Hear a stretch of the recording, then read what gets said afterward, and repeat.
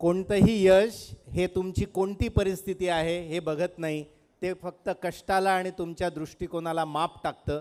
मी यानंतर विनंती करतो, ज्याला ऐकण्यासाठी आपण खूप वेळेस बसलो आहोत, अतिशय लोभस व्यक्तिमत्व आणि साधेपणातून किती उंची गाठता येते याचं एक उत्तम उदाहरण मी विनंती करतो आशिषला, त्याने तुमच्या सगळ्यांची संवाद साधावा. जोरदार टाळ्यांनी स्वागत करूया आशिष.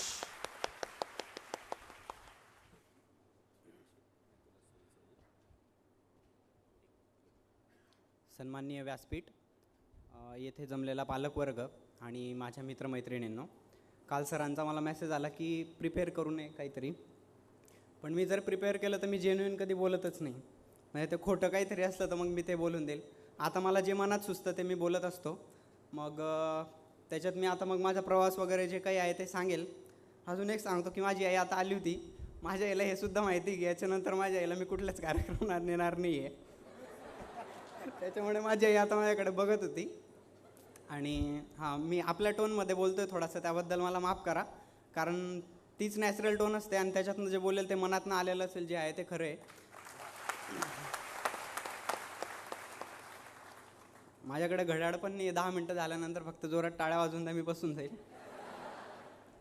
मी जेव्हा कॉलेजला वगैरे होतो इंजिनिअरिंगला, तर वेळेवर यायची नेहमीच सवय होती. त्यामुळे अभ्यास करताना वेळ वगैरे काही प्रॉब्लेम नव्हता. कॉलेज असायचं 8 वाजता.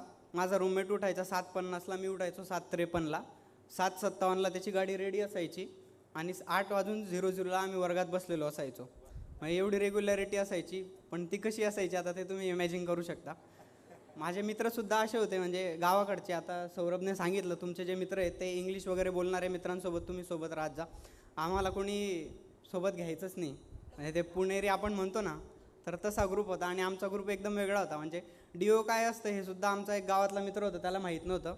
आमच्या कपाटावर हीट ठेवलेलं होतं, हीट, झुरळ मारायचं. तो ते झुरळ मारायचं हीट मारून चालला गेला होता. आज सुद्धा असतो.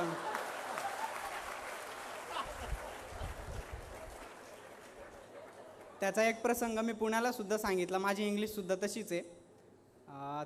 फक्त सौरवला माहिती आहे तो प्रसंग. पुण्याला असताना त्यालाही इंग्लिश यायची नाही आणि माझी इंग्लिश तशी आहे, त्याच्यामुळे माझ्या इंटरव्ह्यूलाही थोडा प्रॉब्लेम झाला. तर इंटरव्ह्यूला म्हणजे त्याला एका सरांनी विचारलं की टक्कल का केलं आहे. त्याचं कारण हे होतं की त्याच्या डोक्यात डॅन्ड्रफ खूप होता. तर त्याला हे कळलं नाही की इंग्लिशमधून कसं सांगावं की सर माझ्या डोक्यात डॅन्ड्रफ आहे. त्याने सेंटेन्स चेंज करून गेलं, सर माय ग्रँडफादर डाईड. म्हणजे असे मित्र होते माझे. पण एका गोष्टीचा अभिमान आहे की आता जसं त्याने सांगितलं की त्याचे मित्र सगळे चांगले होते. 4 वर्ष मी माझ्या मित्रांसोबत होतो. कोणीही दारू प्यायचं नाही, कोणीही सिगरेट प्यायचं नाही आणि नेहमी मला इन्स्पायर करायचे, नेहमी मला पॉझिटिव्ह वगैरे सांगत असायचे. आणि त्यातनं जे काही आहे म्हणजे त्यांनी जे सपोर्ट वगैरे दिला ना, तो भरपूर सपोर्ट दिला. आणि इंजिनिअरिंग नंतर सुद्धा मला सांगायचे, मेसेज वगैरे करायचे. मी थोडं टेन्शन वगैरे घ्यायचो, थोडं निगेटिव्ह टाईपचा माणूस आहे मी, की नाही झालं तर काय व्हावं. तर तोच विचार माझ्या मनात नेहमी असायचा. ते म्हणायचे तू फक्त फोन कर. मी फक्त फोन करायचो मित्राला. एकदा त्या गौरवला फोन केला, गौरव 30,000. पुढच्या मिनिटात मित्राच्या अकाउंटला 30,000. नंतर कधीतरी वाटलं 10,000, लगेच 10,000 यायचे. म्हणजे मित्र वगैरे एकदम खूप चांगले होते, त्याबद्दलही काही टेन्शन नव्हतं. स्वतःविषयी जास्त काही सांगत नाही, भरपूर सांगितलं आहे. आता जे UPSC वगैरे करतानाचा जो अभ्यास असतो, माझी पहिली प्रिलिम्स होती. पहिल्या प्रिलिम्सच्या वेळेस मला मलेरिया झाला. आणि खरं बोलत असल्यामुळे काल एक डॉक्टरांचा कार्यक्रम होता, तिथे सुद्धा मी सांगितलं की मलेरिया झाल्यानंतर 2 लोकांना आनंद झाला म्हटलं. एक म्हटलं मी आणि दुसरे म्हणजे एक डॉक्टर होते म्हटलं, त्यांनाही आनंद झाला होता की एक पेशंट मिळाला. मला आनंद याच्यामुळे झाला कारण मला कारण मिळालं की मी फेल झालो तरी घरचे मग मला सपोर्ट करतील की झाला बा मलेरियामुळे फेल झाला. ॲक्च्युअल कारण हे होतं की मी अभ्यासच जास्त केलेला नव्हता. 3 महिन्याचा फक्त गॅप होता. आणि हां, त्याच्या आधी जो अभ्यास करायचो मी, तर माझी विकेंड बॅच होती पुण्याला असताना तो एक क्लास मी नीट केलेला आहे, तेवढाच क्लास. बाकी तुम्ही कुठेही काही बघाल की याने टेस्ट सिरीज वगैरे लावली, तर मी आजपर्यंत कोणाकडे कुठली टेस्ट सिरीज वगैरे लावलेली नाही. UPSCत लिहिण्याची जी प्रॅक्टिस असते ती खूप जास्त इम्पॉर्टंट असते. सगळे त्याच्यावर फोकस करतात. पण मला असं वाटतं लिहिणं ही एक फिजिकल एक्सरसाइज आहे. जर तुम्हाला कुठलाही क्वेश्चन विचारला तर त्या क्वेश्चनची जी थिंकिंग आहे ती तुमच्यात इनग्रेन असली पाहिजे की तेव्हा तुम्ही ती डेव्हलप करायला पाहिजे. फक्त थिंकिंग करा. लिहिणं ही मेकॅनिकल प्रॅक्टिस आहे. तिचा अनुभव आपल्याला नंतर येऊन जातो, त्याचा काहीही प्रॉब्लेम नसतो. 9 पेपर असतात 3-3 तासाचे. तुम्हाला कंटिन्यू दिवसातनं 2 दिवस 2 पेपर लिहायचे असतात. 6 तास कंटिन्यू लिहायचं असतं. 7-8 दिवस तुमचे पेपर लागतात. काही मुलं ते घेऊनही येतात, स्प्रे वगैरे असतो काहीतरी. तर तुम्हाला ती सवय वगैरे होईल, त्याचं काही हे नका करू. फक्त थिंकिंग डेव्हलप करा. जेवढं जास्त वाचणार, जेवढी जास्त थिंकिंग करणार, तीच UPSCमध्ये इम्पॉर्टंट असते. तर त्याच्यावर जास्तीत जास्त फोकस करा आणि त्यातनं मग ॲन्सर्स वगैरे जे आहेत ते तुमचे डेव्हलप वगैरे होत जातील. दुसरा माझा जो अटेम्प्ट होता, दुसऱ्या अटेम्प्टमध्ये प्रिलिम्स वगैरे मी त्याला जो अभ्यास केलेला आहे तो माझ्या आयुष्यातला सगळ्यात जास्त अभ्यास होता. ते 2 वर्ष अभ्यास केलेला. त्याच्या आधीचाही अभ्यास सांगतो. UPSCला जेवढा अभ्यास केला त्याच्यापेक्षा जास्त अभ्यास मी 7वीला केलेला होता. 7वीला स्कॉलरशिपची परीक्षा असते, तर माझे आजोबा मला जबरदस्ती तिथे बसवायचे, म्हणजे टॉर्चर सारखंच आहे ते एक प्रकारे. तर जबरदस्तीपासून मी तेव्हा भरपूर अभ्यास केला, माझ्या आजोबांनी शिकवलं, पण तरीसुद्धा माझा स्कॉलरशिपमध्ये काही नंबर आला नाही. नंतर मग आता ह्यावेळेस त्या प्रिलिम्सला मी जो अभ्यास केला, तर अक्षरशः दिवस रात्र 24 तास फक्त तेच विचार. असं नाही की 18 तास अभ्यास करायचो, पण दिवसभर तोच विचार असायचा अभ्यासाचा, झोपतानाही तोच विचार असायचा. आता माझा मोबाईल आहे, म्हणजे मी ज्याला सगळ्यात जास्त थँक्यू म्हणेन नॉन लिव्हिंग थिंगला मला मदत करणार आहे, तर तो माझा मोबाईल आहे. कंटिन्युअस माझा मोबाईल माझ्यासोबत असायचा आणि मोबाईलमध्ये इंटरनेटमध्ये मी कंटिन्युअस वाचत असायचो 24 तास.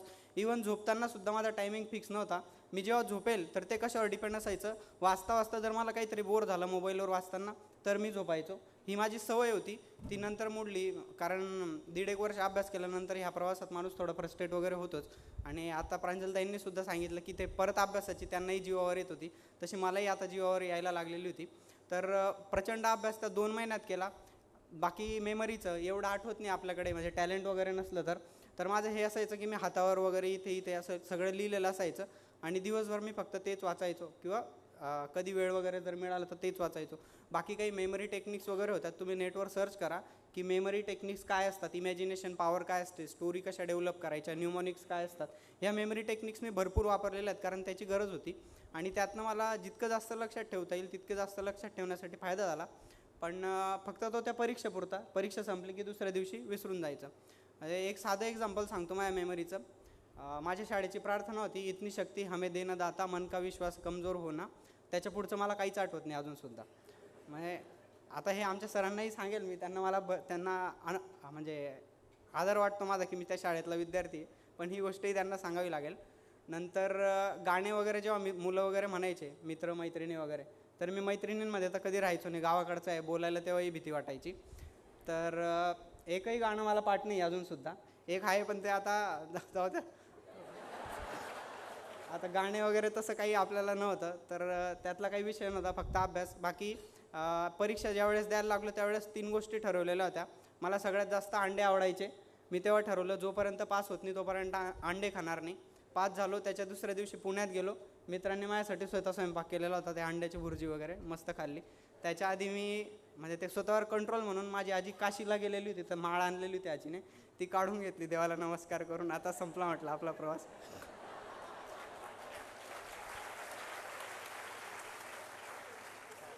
दुसरी गोष्ट ठरवली होती की मी फेसबुक कधी वापरणार नाही, म्हणजे जोपर्यंत पास होत नाही. पण लगेच फेसबुकवर यायचं होतं, पण वेळच नाही. 7 दिवसापासून इतका बिझी आहे. तर तो बिझी असण्याचा सुद्धा आनंद आहे की आपण इतके बिझी आहेत की फेसबुकला सुद्धा वेळ देता येत नाही आहे. ही दुसरी गोष्ट. आणि तिसरी गोष्ट ठरवली होती की मी जोपर्यंत पास होत नाही तोपर्यंत कपडे वगैरे काही विकत घेणार नाही. ज्या दिवशी पास झालो माझ्या आईने सांगितलं, माझ्या मित्राने जबरदस्ती करून मला सगळीकडे घेऊन गेला आणि मग मी नवीन कपडे त्याने भरपूर विकत घेऊन दिले. त्या दिवशी पुण्याला प्रोग्राम होता, सगळे मुलं फॉर्मल्सवर होते. मी इतका खुश होतो की मी जीन्स पॅन्ट शर्ट वगैरे असं एकदम घालून गेलो. त्या दिवशीसुद्धा सांगितलं, म्हटलं माझा संकल्प होता, मी पास झालो त्यातच मला आनंद आहे.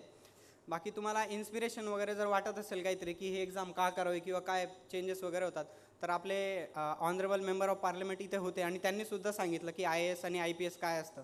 तर मला बोलायची गरज नाही, ह्या देशाचे पार्लमेंटमधला एक व्यक्ती तुम्हाला सांगून जातो आहे की IAS आणि IPS काय असतं, तर आम्ही उभं राहून तुम्हाला काहीतरी सांगणं, तर याच्यापेक्षा मोठं इन्स्पिरेशन असू शकत नाही. तर हाच तुमच्यासाठी बेस्ट वे आहे जर तुम्हाला काहीतरी सर्व्हिस वगैरे करायची आहे तर, किंवा इतरही वे आहेत, भाऊंनी सांगितलं तसं, पण हा सुद्धा एक बेस्ट वे आहे, one of the best way. तर तुम्ही त्यातसुद्धा प्रिपरेशन वगैरे करू शकतात. बाकी पास झाल्यानंतर तुमच्या आयुष्यात काय चेंजेस होता, मी एक चहाचं एक्झाम्पल दिलं होतं. आता एक साधं एक्झाम्पल सांगतो. तुम्ही जर कटिंग वगैरे करायला गेले तर कटिंगनंतर तर मालिश वगैरे करताना इतक्या जोरात करतात ते असं वाटतं ते जीभ दातात अडकून तुटून जाईल. काल मी गेलो तिथे आणि त्यांनी लगेच मला ओळखून घेतलं, पूर्ण गावात बॅनर वगैरे लागलेले होते.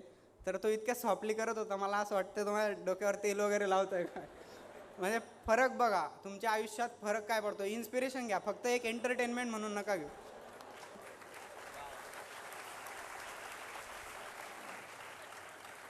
इथे गल्लीत राहायचो तर गल्लीत मला कोणी ओळखायचं नाही, म्हणजे ते कुत्रं सुद्धा त्याची एनर्जी वेस्ट नसेल करत की याच्यावर काय भुंकावं. आधीच मेलेला माणूस आहे भाऊ, याच्यावर काय भुंकावा. आज मी एस टीत नाही येत होतो, एस टीत नाही येता मला 3-4 लोक म्हणतात, काय रे भाऊ तू कान नसो तावसा नसो का, आम्ही पण माचला ना, असं त्यांच्या भाषेत. मग हे झालं सुरू, मग तेच आपलं नमस्कार वगैरे. म्हणजे बघा एका दिवसात तुमची लाईफ किती चेंज होते. एका दिवसात नाही, 3 वर्ष जसं त्याने सांगितलं तसं मी 4 वर्ष प्रिपरेशन वगैरे केलेली, तीच थिंकिंग वगैरे असायची. आणि माझ्या कॅपेबिलिटीजवर क्वेश्चन वगैरे करणारे तर भरपूर लोक होते. एक साधं एक्झाम्पल, माझ्या कॉलेजचे सर म्हणजे ते प्रत्येकालाच कॅपेबिलिटीला क्वेश्चन्स करायचे आणि ते बरेच सिनियर होते, त्यामुळे कोणी काही बोलायचंही नाही. तर त्या सरांनी मला त्यांच्या कॅबिनमध्ये बोलवलं आणि मला विचारलं, आशिष तुझे वडील काय करतात. सर म्हटलं वेल्डिंग वगैरे करतात. म्हणे तुला सांगतो बेटा, तुझी काहीच लायकी नाही, तू पण वेल्डिंग करायला लागून जा. म्हटलं सर ठीक आहे, मग त्याच्यानंतर काय करशील. म्हटलं सर तुम्हीच सांगा. सर म्हणे मग तू पोल वगैरे बनव म्हणे तुझ्या गावामध्ये. मग म्हटलं सर एवढे पैसे नाही. अरे तू बनव म्हणे, मी जे सांगतो ते ऐक. म्हटलं ठीक आहे, पोल वगैरे बनव, वाट लोकांना वगैरे करून दे. आणि शेवटचं मग त्यांनी वाक्य सांगितलं की तू आमदार बन म्हणे तुझ्या गावचा. म्हटलं सर हे तर काही शक्य नाही, तर आज आपली कॉम्पिटिशन राहू शकली असते. म्हणजे माझ्या कॅपेबिलिटीजवर क्वेश्चन करणारे भरपूर लोक होते आणि बाकीच्यांनी सांगितलं की हा काय करणार आहे बॉय, वेल्डिंग वगैरेच करेल.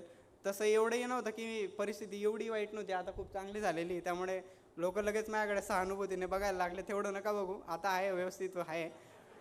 फक्त एक प्रॉब्लेम क्रिएट झालेला नाही. मी जेव्हापासून पास झालो तेव्हापासून लोकांना वाटतंय की आता कलेक्टरचा पोरगा कशाला वेल्डिंग करेल, तर आमचं दुकानच बंद पडलंय, कोणीच येत नाही. आता वाटतंय की तिथे एक माईक घेऊन सांगावं की ॲटलिस्ट 3 महिने तरी माझा पगार सुरू होईपर्यंत, नंतर मी घेतो आईवडिलांची काळजी.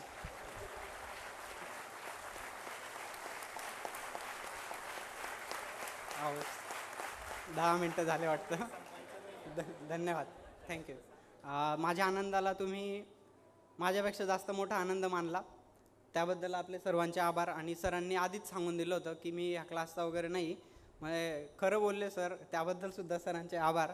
बाकी मी प्रत्येक कार्यक्रमात जाताना एक सांगत असतो, म्हणजे मी गावाकडेही बोललो, आमच्या गावातही बोललो की स्टेजवर माझा सत्कार करताना ॲटलिस्ट एक तरी वुमेन असायला पाहिजे. आज तर मॅम आमच्यात म्हणजे सगळ्यात पुढे आलेल्या आहेत आणि दीप प्रज्वलनसुद्धा महिलांकडून झालं. त्याबद्दलही ही जेंडर इक्वॅलिटी जी एस्टॅब्लिश करायला आपण सुरुवात केलेली, त्याबद्दलही मी आपले आभार मानतो. आणि एवढे बोलून संपवतो. धन्यवाद. सरांनी एक आठवण सांगायला लावली की सरांकडे होतो मी. सरांनी एकदा माझ्या हाताने म्हणजे त्यांच्या हाताने माझा सत्कारसुद्धा केलेला आहे.